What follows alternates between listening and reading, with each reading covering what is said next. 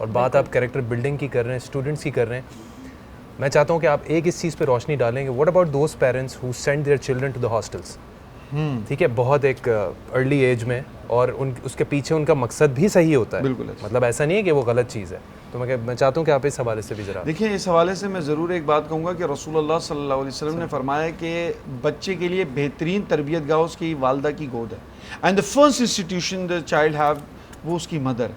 लेकिन उमर भाई, आजकल मसला पता है ये भी है, इस पे भी एक बड़ी अफसोस है, आजकल माँ के पास बच्चे के लिए टाइम नहीं है। This is a very important problem. आप अगर घर में भी हो ना, हॉस्टल ना भी भेजे, नैनी रख लिए कि नैनी टेक केयर करती है। अभी तो टेक केयर की जगह भी आ गई है, दिन सो बच्चा वहां छोड़ देते हैं, शाम को आके बच्चा कलेक्ट, वो बच्चे के साथ माँ की एफिलिएशन बनी नहीं पाती, वो मोहब्बत, वो कनेक्शन बनी नहीं पाती। ये बच्चे के साथ भी जुल्म है, उसकी वालदा के साथ भी जुल्म है। बाज़ लोग इसको तरबियत के नाम पर कि बच्चा सेट हो जाएगा, रफ एंड टफ हो जाएगा, इसके ज़रिए वो भेज देते हैं। लेकिन अदर वे अराउंड एक मुसीबत भी, एक प्रॉब्लम भी होती है। अगर मैं आपको थोड़ा सा बैक लेकर जाऊं, लेकिन इस पर मैं आपको दूसरी राय भी दूंगा, अगर थोड़ा सा आपको बैक लेकर जाऊं मक्का में, तो रसूलुल्लाह सल्लल्लाहु अलैहि वसल्लम को भी बचपन में हज़रत हलीमा सादिया के पास भेजा गया था। वो बचपन में वहाँ उन्होंने 5 साल गुजारे, तब अपनी वालदा, क्योंकि this was the culture of the Arab, कि बच्चा पैदा होता था वो उनको रेगिस्तान में भेजते थे ताकि बच्चा रफ एंड टफ हो जाए, फर्स्टली। दूसरा, वो बच्चों के साथ रहेगा तो वो गैदरिंग सीखेगा, दोस्तियाँ सीखेगा, लैंग्वेज को सीखेगा, तो वो भी एक पर्सपेक्टिव, एक मकसद होता है कि अपने बच्चे को दूसरी जगह बेच कर, यार वो एक शायद यहाँ इतनी अच्छी टेक केयर ना हो जाए, वहाँ हो जाए। इस सिमिलैरिटी में अच्छी बात है, लेकिन when you can give that all thing in home, अगर घर पे आप कर सकते हैं तो पहले घर पे ही लेकिन करना इस चीज़ में मैं एक और चीज़ भी ऐड करना चाहूँगी कि हम स्कूल्स में बच्चों को डाल देते हैं। मेरा सवाल सिर्फ इतना सा है कि स्कूल 4 घंटों के लिए, 5 घंटों के लिए होता है, बाकी के 20 घंटे बच्चा आपके घर में आपके साथ होता है।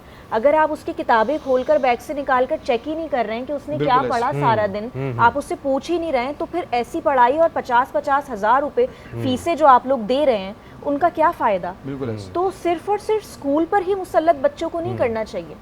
4 घंटे बच्चा स्कूल में गुजारता है, मैं ठीक बोल रही हूँ भाई, बाकी के 20 घंटे घर में होते हैं। ऐसा ही है, लेकिन मैं आपको इसमें एक ही बात, दूसरी बात भी बताऊंगा। इसमें ये है ना कि affiliation of teacher and the student.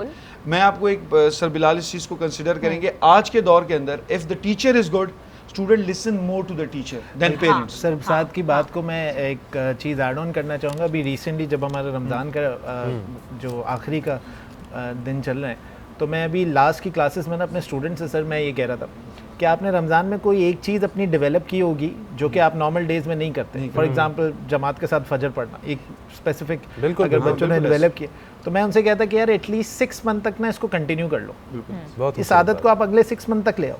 And क्योंकि टीचर्स एक रोल मॉडल वाकई होते हैं, तो ऑनेस्टली टीचर्स की जो बात है ना, वो शायद नो डाउट माँ बाप की तरबियत का तो कोई नहीं वो बदल नहीं, लेकिन जो टीचर्स की बात है ना, लोग वो सुनना चाहते हैं, बच्चे वो सुनना चाहते हैं, and they want to be like them. Yes, बड़ी अच्छी बात की आपने कि आप सुनते हैं, इसमें कोई शक नहीं है, लेकिन माँ बाप का भी बहुत बड़ा किरदार है। अच्छा, इसमें बिल्कुल अर्सला मेरी बहन से कहे, there should be a relation between parents and teachers, कि वो कनेक्शन में रहें कि मेरा बच्चा क्या कर रहा है, क्या नहीं कर रहा, तो वो एक कनेक्शन रहना चाहिए। इतना बिजी अपनी जिंदगियों में ना हो कि बच्चों की खबर ही नहीं है कि बच्चा क्या पढ़ के आया है। बिल्कुल, और मैं साद भाई की बात से भी, अर्सला की बात से भी और बिलाल भाई की बात से भी बिल्कुल एग्री करता हूँ